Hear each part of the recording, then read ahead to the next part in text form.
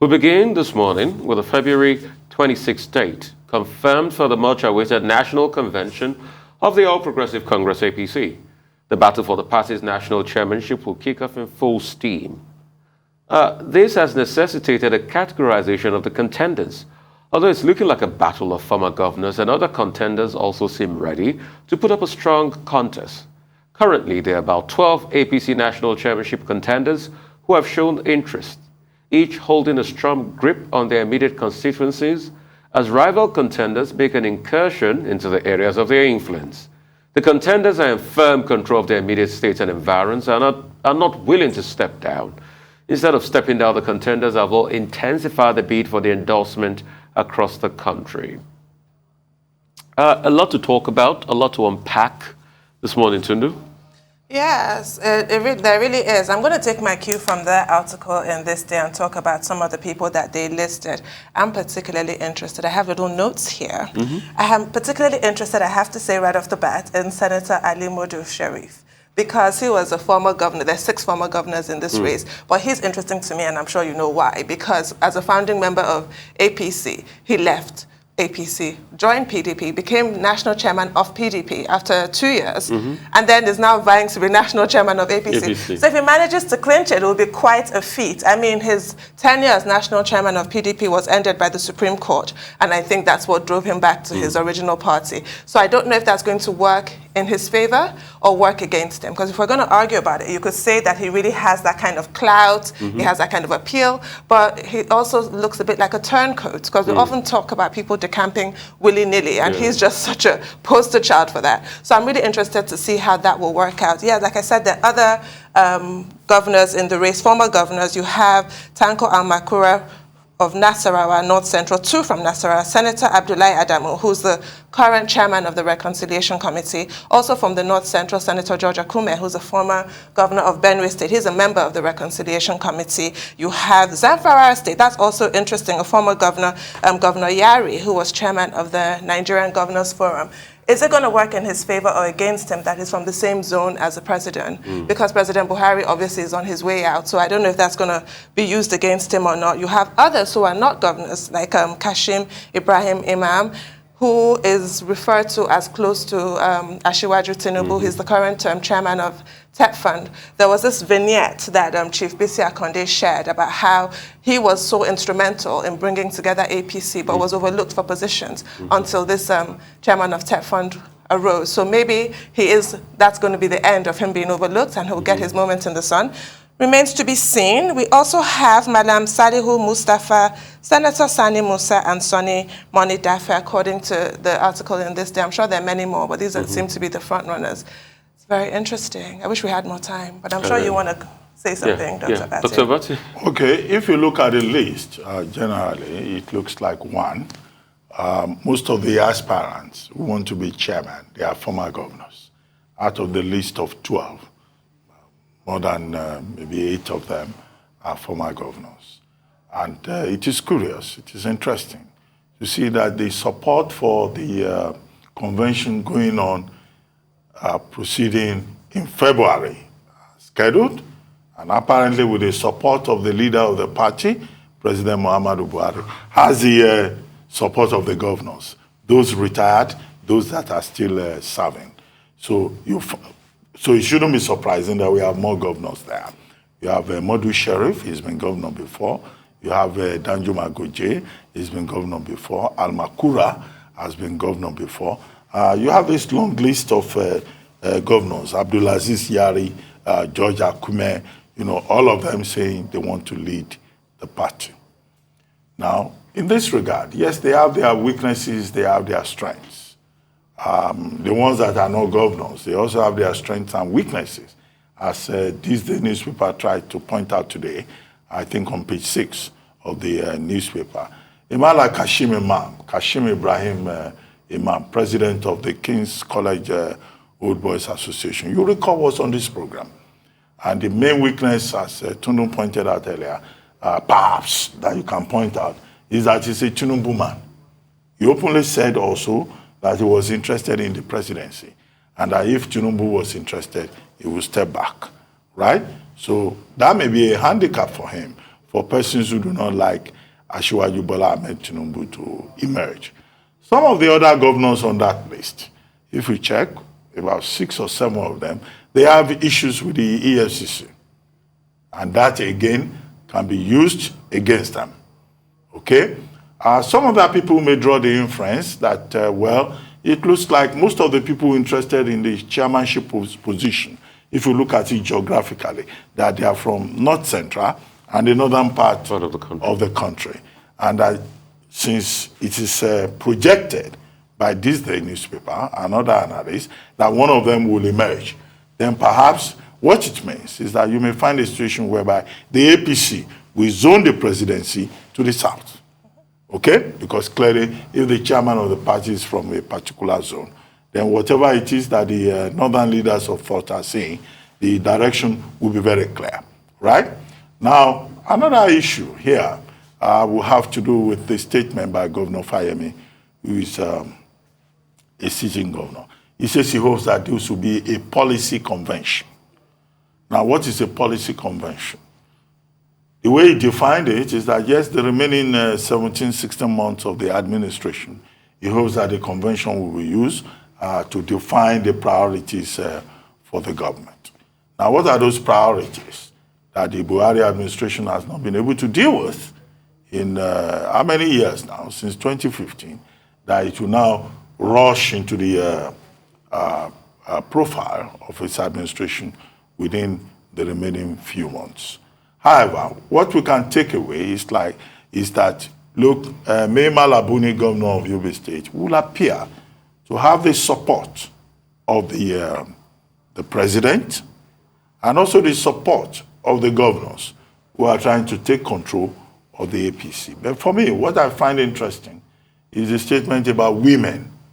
The Tuesday report referred to women playing a more frontline role in the process. Although, unfortunately, no woman from the women's group of the APC has stepped forward to say she too is good enough to be a chairman of the party. But there's this talk about women uniting and trying to play a major role in the party as the party moves forward for 2023.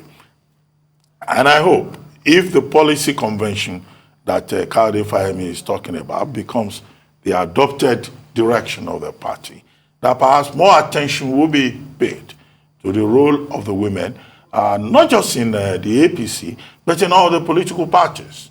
Because since Wura Alaosan emerged as the first female representative in the parliament in the Western region, you know, and Franca Afegua became the first woman to be elected into the Senate of Nigeria. In terms of women representation, we have not done well.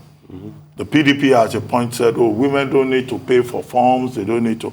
I would like to see that aspect, that gender aspect of our politics, also focused on early in the day to see the road, to use a common balance, you know, beyond personalities. I mean, Modu Sheriff, he's been in the PDP. He played a very controversial role in the PDP. I'm looking at him on the screen. And now he wants to go to the APC. Okay? Would they allow him? What kind of role will he play there? If he plays any major role in the APC, will he not be confirming the suspicion by certain groups in the PDP that, in fact, when he emerged in the PDP, he was a mole? Okay? So all of this, we'll see how it plays out. And then some of them have a lot of money. I saw the Disney analysis referring to those who have money and those who don't have money. Now, the APC convention scheduled for February. The chairman that will emerge should not be the richest man. It should not be for the highest bidder. We have to insist on internal democracy, whether it's the APC or it is the PDP or any other political party, and whatever method that is adopted, either direct primaries or indirect primaries or consensus. All of that will be determined eventually by what the National Assembly determines. But I noticed the point about this person has enough money to pursue the group. Members of the APC should not allow their conscience to be bought because it's the future of the party that is at stake. It is, and in 2023, the stakes will be much higher because other political parties look like possible alternatives also. Not just organically, but also because of public impressions about the performance of the All Progressives Congress. So one thing is certain. From my inferencing, it is obvious that the 2023 presidential race is going to be between two candidates from the South. Because if APC, most of the candidates out there for party leader or party chairman are from the North Central, and the PDP already by consensus picked somebody from Benue, obviously it's going to be among two candidates in the South. Secondly, another inferencing is that money is going to play a major role. One, doesn't it? Yes, because it is going to go down to the war chest. Some people obviously have war chest there. Take, for instance, Ali Modu Sharif. There's good war chest in there. And we all saw the role when he came to PDP. And the reason why he could muscle his way through was because of the same war chest. And war chest, financial war chest, plays a major role in our politics. And in the end, it will go down to that. I mean, I would have loved to say more, but there's no time. But that's all on News Headline. We'll take a short break. When we return, we have Rose Sodiri, Michael Wilson, Adeso Omoro, Aaron Akejo to give us updates on Africa global business, COVID-19 and sporting activities across the globe. Stay with us.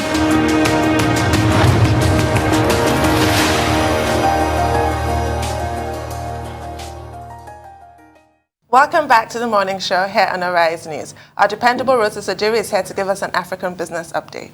Good morning, Rotis. Good morning, Tundu. Good morning, Rufai. Good morning, Doctor. Good morning to all our viewers. We quickly recap from yesterday the rice pyramids that were displayed in Abuja. Godwin Emefiele I think he was the only one that did this, that took some time to acknowledge Nigeria's farmers. Let's take a listen. Excellency, sir. Permit me to commend our Nigerian smallholder farmers once again, and the leadership of the various commodity associations for their diligence, for their bravery, patriotism, and adaptability. The past few years, Your Excellency, have been quite challenging for these people, as they have battled with insurgency, banditry, lockdowns, and other related setbacks. Indeed, we lost some of our farmers to insurgency attacks nationwide, whilst some could not access their farms for several months. Yet, they kept faith. They did not give up. They persevered. They did not abandon our fight for food self-sufficiency. Today's event, therefore, is a celebration of their doggedness and an appreciation of their commitment to food security in Nigeria. Nigeria's farmers, you can attribute them, link them or liken them to frontline workers, medical frontline workers during the pandemic, or soldiers during war. In fact, this is the monetary side, Governor Emefiele acknowledging everything we've talked about when we talk about the price pressures on inflation. If a farmer can't go to his farm, output is affected. If output is affected, supply drops. If supply drops, price goes up. If price goes up, it affects the inflation basket, and then you see that reflection in prices. So they can do as much as they can to finance, but there's still more that has to be done on the fiscal side. So I thought that was very thoughtful of him. We go to oil. Oil is at 88. I checked it this morning. $88. What is it? 88.41 in the middle there, Brent crude. Oil hasn't been this high since the Jonathan administration. I think it's an 8-year high. October 2014 was the last time we saw Brent crude at $88 a barrel. It could hit $90 a barrel. Now, of course, there's the bombings that happen in the UAE and all that other stuff that's causing prices to appreciate. Is Nigeria able to take advantage? No. Rig counts have dropped. OPEC cuts were supposed to be at 1.6 million barrels per day as of December of last year. We only did like 1.4 or 1.2. And unfortunately, it's projected that we won't be able to take advantage of this, of crude oil prices rising. Now, get this. You are not able to take advantage of the commodity that is responsible for over 90% of your foreign exchange earnings, the commodity that is responsible for over 60% of government revenues. And yet, you're seeing Mele Kyari there. Yet, we are still paying subsidies. And this is where I think the most shocking bit of news this morning out of Africa is coming up.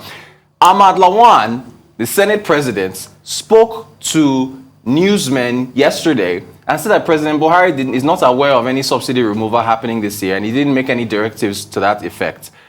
I think someone called me and says, Rotus, touch your forehead. Are you in this reality? Are we really? It made me think of Doctor Strange and the Multiverse of Madness. The metaverse, exactly. I had to make sure, is this really real? Because this undermines the Ministry of Finance. It undermines the NNPC. It undermines every economy, including Doing Salami, who is now the chief economic advisor. I wonder how he walks into a room to talk to the president after Ahmed Lawan comes. So Ahmed Lawan says, look, the president never gave any directive on subsidies. It's going to be a burden on the people, and we'll figure out something to do. But right now, this is just too much of a burden to put on the Nigerian people. Even though the government, Zainab Ahmed already said that they're looking at 5,000 naira as a cushion for transportation. She said it repeatedly. She said it repeatedly. And I just can't wrap my head around this, you know. It's anyway. And then finally, Kenya. LPG prices are at a 48% up in Kenya, and they're worried about supply chain issues, Kenyan businesses, because there's an election this year. So, Rotus, let me help you unpack it. Should has to be said. He doesn't care? No, it's not that he doesn't care. Let's not deceive ourselves. No president will remove subsidy prior to an election. Yeah, maybe Don't deceive yourself. But he's outgoing. He's not running. No, he's outgoing, yes, but his party is running. And he wants to leave legacies. But that's the right thing to do. And that's why I keep looking and I laugh. Before you know laugh, sorry, why? I need to drop one stat. Yeah. I need to drop one stat. So today's business day. Between 2005 and 2018, Nigeria has spent $63 billion on subsidy in a 13-year period. You know why I keep laughing? Rotus? When we had the chance to remove the subsidy, it was these same people that came out and that went on the streets of Ojota and said, don't pull it out. It was these same people that occupied Nigeria. It was these same people that came up to say, subsidy is a scam. It doesn't exist. But now it's coming back to bite them. See, we had a golden chance when President Jonathan said, pull it out there. You know why? The economic indices were way better. Low debt. We had everything working for us. We could have cushioned the effect. We have unemployment rate of less than 10%. Correct. But is it now they want to pull it out? And only to think these were the things they campaigned on. Ask yourself, elections really matter. They do. They do. It really matters. They do. So I knew this was going to happen. I knew all of this was just, like they say in local parlance, no precedent. Read my lips, no precedent. We remove subsidy where there are headwinds. The headwinds of interest rate increases in America is still coming up. The subsidy headwinds. Then to cripple the economy. Did you see Labour saying they were going to strike already? We know the way to go is to remove it. But I know, so it's incumbent on them to prove us wrong. Right. And say otherwise. So maybe let's wait for June. You don't have to be surprised. Maybe he didn't get the memo. Maybe Ahmed Lawan didn't get it. Let's wait for June. Maybe it's June. It's not too far from now. June is not too far. Let's keep waiting. Okay, in 2012. Can I just say I love your suits? I had to take a picture of the suits. I sent it to my tailor. I'm like, make this for me. Loving your suit.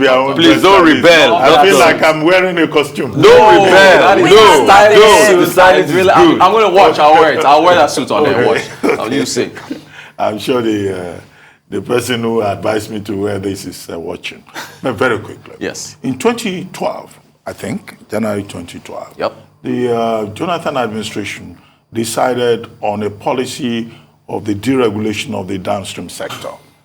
And this was as a result of two panels that had been set up by the Ministry of Finance and the presidency, led by Ige Mokwede, that discovered that, look, the subsidy regime in Nigeria was unsustainable. And that under this subsidy regime, people were just collecting rent from the Nigerian government. And many of the persons who said they were importing fuel into Nigeria were just collecting this subsidy with fake papers without collecting anything. Now, that government tried to change that system, but it led to Occupy Nigeria. It led to the protests in Ojota, where people were given designer T-shirts and they were given jollof rice. And that protest was led by these same people who are in government at this moment. And they said, no, it was not true. The Jonathan government was deceiving people. When the Buhari administration came in 2015, one of the first things that administration did was to remove part of the subsidy. And Nigerians kept quiet. Okay? And now, somewhere down the line, this same government that opposed the Jonathan government turned around 360 degrees and went back to the Jonathan administration position. And now here we are now with the Senate president saying, oh, the government did not say that, the president did not say that subsidy will be removed. And that is the Minister of Finance and Budget Planning who is talking about it. Who is the Minister of Budget and National Planning? She's in that position because the president has put her there. Exactly. Okay? Exactly. She does not have powers of her own. Ministers exercise delegated authority. So I don't know what kind of sycophantic nonsense that is coming from the brain of the Senate president, trying to say, oh, it's Zainab Ahmed, it's not the president. No, that's a lie.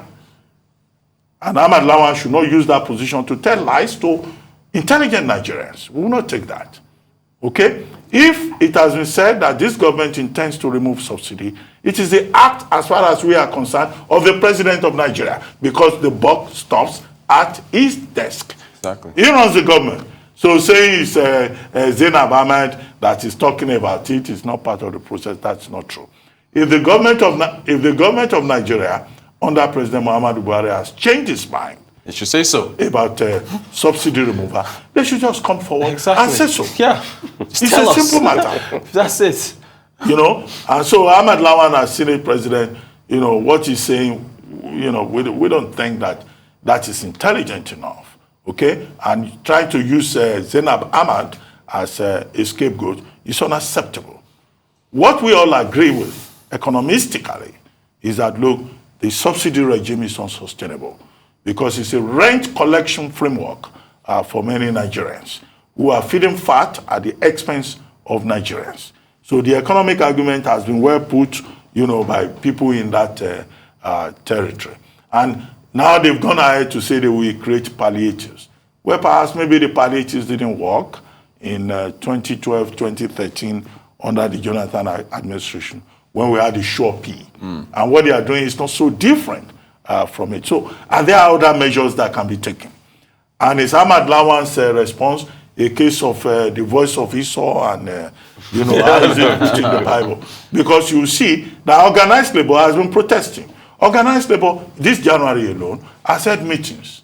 And they are saying that on January 27, they will give a definitive statement on how labor will react. The TUC, the Trade Union Congress and its president, is it Okpaleye or Olaleye? Yeah. You know, I don't know what the specific name is, as we say, oh, they don't mind if subsidy will be removed. But, you know, he says if it will yield positive reports. And he's talking about the refineries. He too is giving conditions.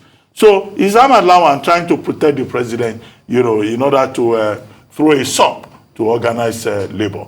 So nobody should call a dog a monkey, you know, for us in Nigeria, because this is a matter that we've been on, you know, for about a decade now.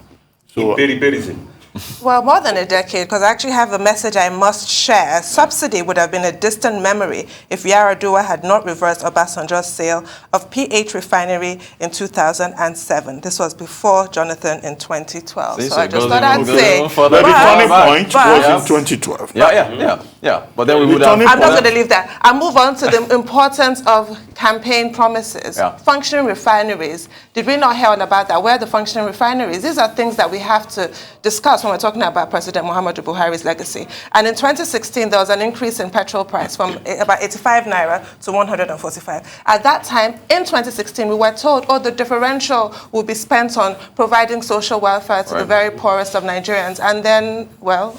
Here we are. We know how the Here we are. We know how it went now. I Here we mean, are. really. We Thank know- you so much, Rotus.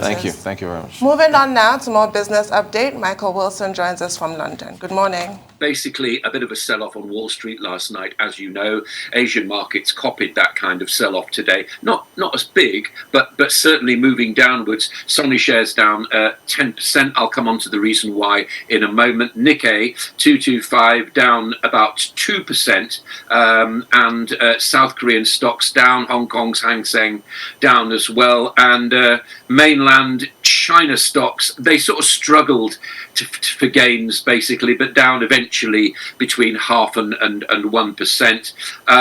As far as elsewhere, the India's Nifty 50 down by 1/3% as well.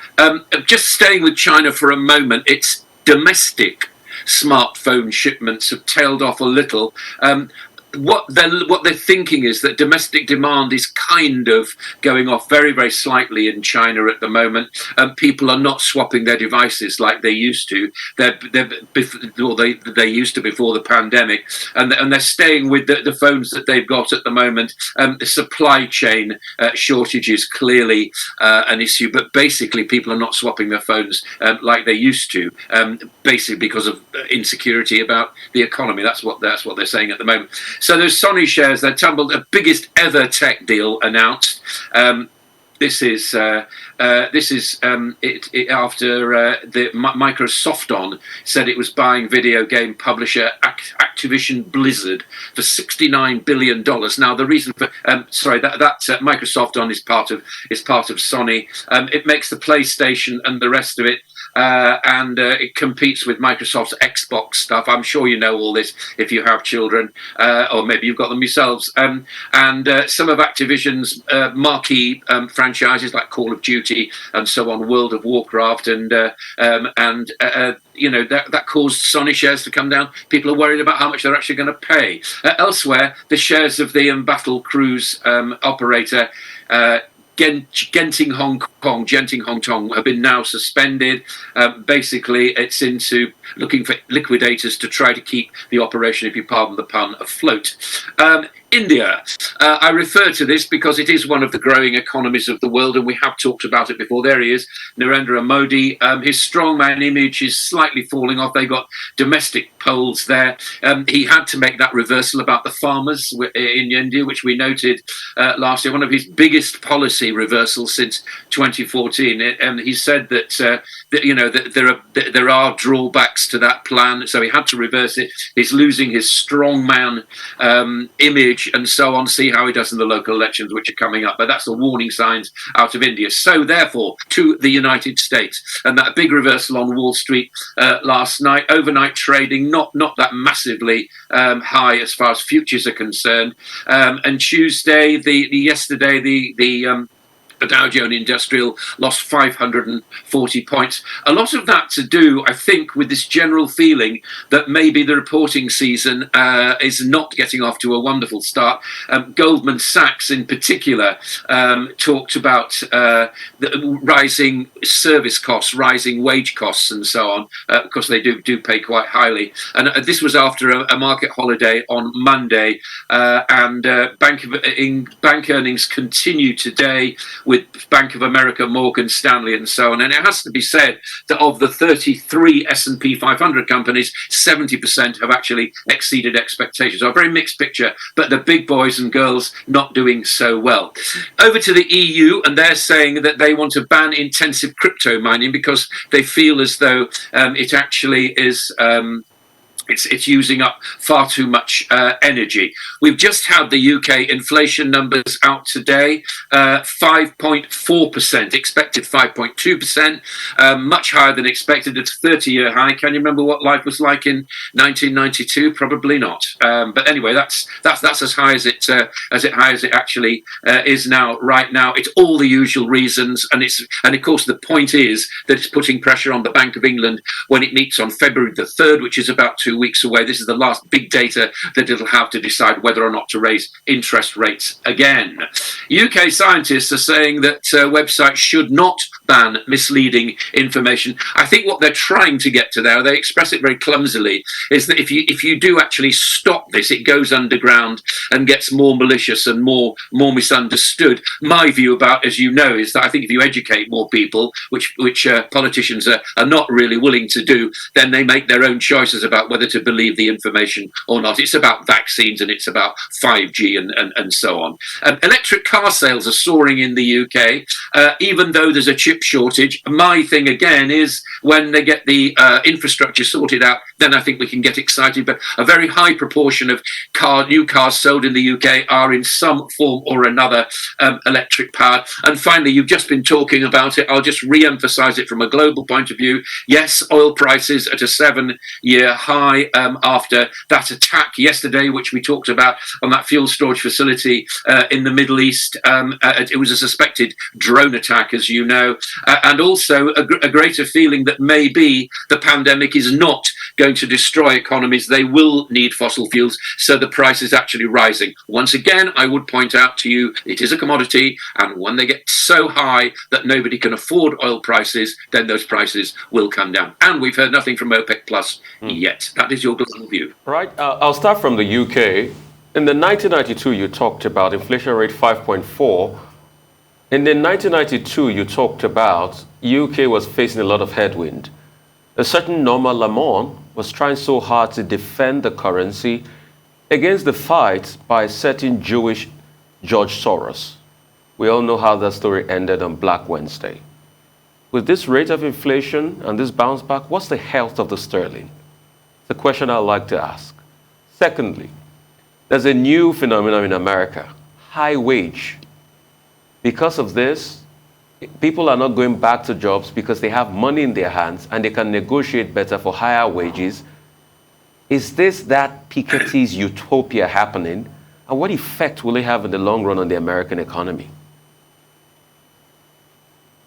I think that first of all, high wages in the United States. I can see that wage pressure actually happening. Not happening in the UK, by the way, which I did not mention. I should have mentioned that when we talked about the inflation figures. Wages are not keeping pace with inflation.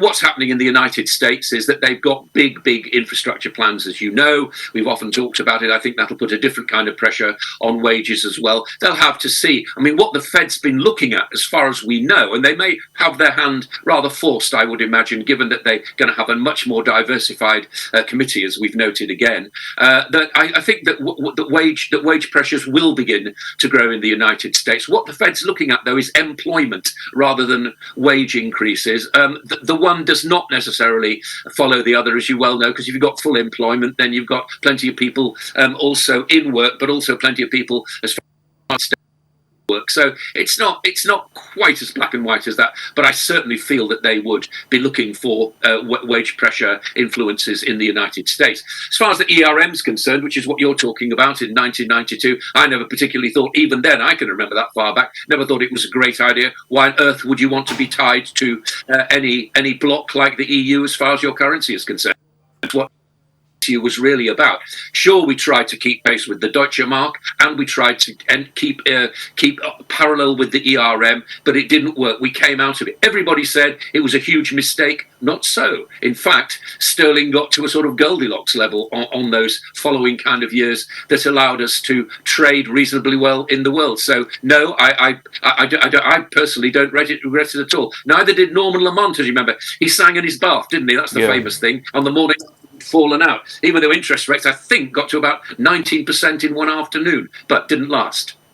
Okay, very quickly, I think we have about 2 minutes to go. In the UK, inflation has risen to about 5.4%, as reported in December.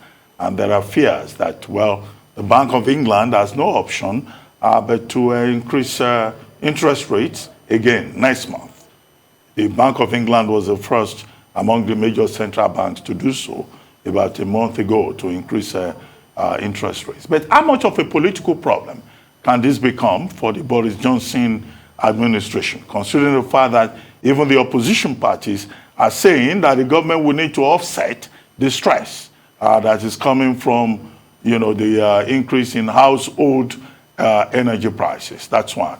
In Hong Kong, a survey by the American Chamber of Commerce in Hong Kong indicates that investors are leaving Hong Kong in droves because of border controls and strict social conditions, as Hong Kong, ironically, tries to adapt the mainland China's zero COVID policies. And the calculation is that this may affect investments, and this may have long-term consequences. Is this something we need to worry about, considering the fact that Hong Kong is Asia's financial hub, or it's something that nobody needs to worry about? The investors can go away if they wish. I would be very worried about it. I read that story this morning and yesterday as well, and I still feel I am very worried about it. I think if you've got a mobile brains which are saying, do you know what, we're not going to put up with this because we can't stand the crimps that it's putting on our business. Yes, I'd certainly be worried if highly paid, highly motivated staff are leaving anything, and they're not necessarily going to China either. They may be coming here. They may be going into Europe as well. Hong Kong is fantastically important. I was there at the handover in 1997. And it was seen then that they would have a very, very coming to terms with what was happening in China, and that's continuing. So yes, I think you're absolutely right to highlight it, and absolutely right to be worried about it for all the obvious reasons. As far as the UK and inflation is concerned, yes, it's going to add absolutely to the cost of living. There's a cost of living crisis here. It's not been like this for 30 years. Wages are not keeping up with it. Personally, you talk about Boris Johnson's government. I mean, will it be him? He's still fighting for survival. Will it be somebody else? May indeed Labour come into power? I wouldn't like the kind of problems that we're facing in this country at the moment, because we have no control over the cost of wholesale gas prices. Neither has any country in the world. The only people who've got control over it are the big geopolitical players who actually have it at the moment. And you worry about Russia and so on. I wouldn't get too worried about them because as soon as they start to lose what they think's a dealing hand, then all bets are off. I think it's absolutely right that it's absolutely right for you to observe that this inflation increase, which is unprecedented for 30 years, now affects the cost of living crisis. Of course it does. And I think a lot more countries are going to face similar kind of pressures as well. I wouldn't like to be a politician right now. All right. Thank you very much, Michael Wilson. Thank you so much. For updates on COVID-19 pandemic, Adeso Omoro is here with us. Adeso, great to have you. Good morning. Good morning, Rufai. Good morning, Tundu. And good morning, Dr. Abati. Let me just say there will be a debriefing about this outfit, Dr. Abati. Okay, don't worry. Don't worry. The Queen of Edo Kingdom. Good morning. Great, guys. You all look fantastic this morning, and as always. Great. Well, the WHO,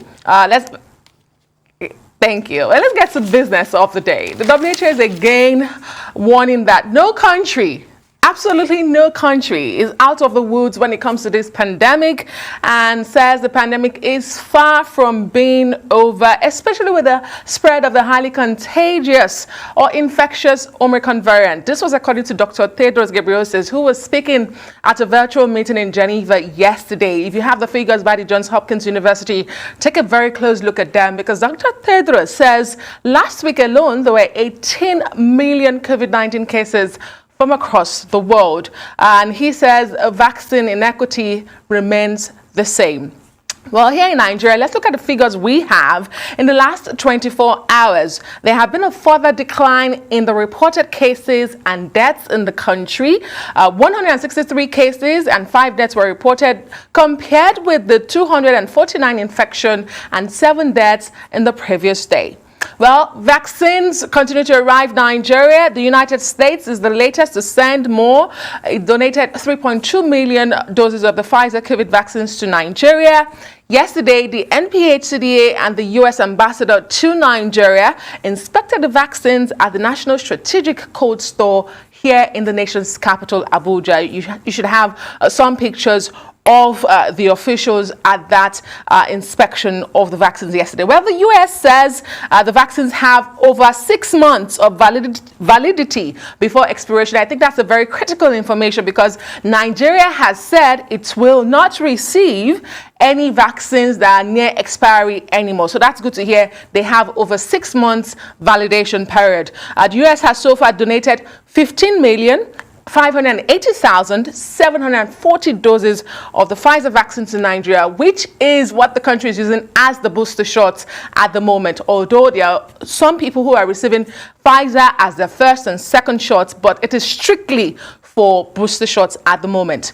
And the WHO Emergency Committee, which is responsible for policy recommendations on key issues relating to this pandemic, is urging COVID-19 vaccine manufacturers to provide them with the data about their vaccines that will require them to list their shots for emergency use. This is very important because they say it will enable them to expand the basket of available vaccines that are safe for use. Currently, there are about 10 vaccines that have received the emergency use listing by the WHO. And to the UK, you talked about the economy, but UK Prime Minister Boris Johnson yesterday during an interview denied claims by former advisor Dominic Cummings that he lied to Parliament about a party during the 2020 lockdown. Boris Johnson said he had not been warned. A front page described it as a Pinocchio situation. Well, he says he has not been warned about the gathering and that the gathering could breach COVID-19 rules. And however, this morning we are expecting Boris Johnson to announce that Plan B COVID-19 restrictions in England will end next week. Now, what is Plan B restrictions? They came into force before Christmas. Amid the spread of the Omicron variant, they include guidance to work from home, COVID passes, and mandatory mask wearing in shops and on public transport. Fingers crossed, I'll bring you details as they unfold. Finally, this morning, animals are not left out from this COVID-19 pandemic. Unfortunately, in Hong Kong, authorities say that they will kill about 2,000 small animals, including hamsters, after several of them tested positive for coronavirus at a pet shop, where an employee also tested positive for Delta variant. Officials from the Agriculture, Fisheries and Conservation Department say they will stop the sale of hamsters and the importation of all small animals. The US CDC says animals do not appear to play a significant role in spreading coronavirus. However, the Hong Kong authority says they're not taking anything to chance. Back to you guys. Well, I do hope the call is humanely done, unlike that awful footage. You recall that story, don't you, Adeswa, with the dog being bludgeoned in China. The poor thing was running for its life. It was just really deeply upsetting. So I hope they don't torment animals in the process of trying to kill them. And it's not the first time. You'll recall definitely about the minks that had to be culled because they were COVID positive. I mean, it's all rather unpleasant, but it is necessary, unfortunately. About Boris Johnson, I watched this excruciating interview with him and this woman haranguing him. And it was so ironic. She got suspended, didn't she, from her broadcasting station for breaking COVID rules. And there she was, like a hypocrite. But it does tend to happen. The most strident people are often the ones who are guilty of the very thing that they're accusing somebody of. But it did show him in the worst light possible. She had him sweating. It was really unpleasant, like a car crash of an interview, quite frankly, saying, nobody told me. What on earth do you mean nobody told you? I mean, it's so lame. And if he is found to have lied to Parliament, well, he's going to get the heave-ho. He just is. And even Rishi Sunak has said as much. That's ministerial rules, and they're not bent for anybody. And I hope we take a leaf from that book one day here in Nigeria. But the fact of the matter is, I did doubt Boris Johnson's, I have to admit, this whole relaxing or reviewing of Plan B. I thought that it was really part of that Operation Red Meat to just appeal to the base and give them something to get off his back. But Scotland has announced the same thing, and Nicola Sturgeon is not in hot water at this very moment. So it does seem data-driven and science-backed, which is, a relief to note. Well, in Hong Kong, the plan to call 2,000 small animals, including hamsters, was because at a pet shop, it was discovered that some of the animals were infected with the Delta variant, as you pointed out. And one of the workers also got infected. And the point that the Hong Kong authorities are putting out there is that, look, it is possible to have animal-to-human transmission, which was one of the possibilities that was not categorically stated when we had that WHO team of experts that went to China sometimes in the course of this investigation of what exactly happened in Wuhan. And also the US CDC, Center for Disease Control and Prevention, is also arguing that, look, the possibility of animal-to-human transmission, is very slim. But the Hong Kong authorities are saying, well, they've been able to establish it. And the Ministry for Agric is telling people who have hamsters not to bring them out, to keep them at home, to keep personal hygiene, and to be careful, what they do. However, the Society for the Prevention of Cruelty to Animals says it is shocked and it's concerned, that about 2,000 animals are going to be put to death just because of COVID-19. WHO, yes, yesterday the WHO Emergency Committee made that statement about, the big pharma making data available. But the whole issue is about global equity. You recall that months ago, the WHO had tried to come up with a framework for how to deal with the COVID pandemic going forward. And one of the issues there was about intellectual property, making information available, sharing information, and all of that. And so it has come up again from the WHO Emergency Committee. The big question is, will the pharmaceutical companies, will they share information? Will they not rely on their own profit motives? Will they also not rely, as the EU, the ones in the European Union did at some point, on the sovereignty, of their own investments, if I may use that word without making it too elastic. But another major thing from the WHO yesterday was the press conference by the Director General, Tedros Ghebreyesus, where he was saying that, look, people should beware that Omicron is spreading fast, and it is not true that it will not result in hospitalizations and deaths.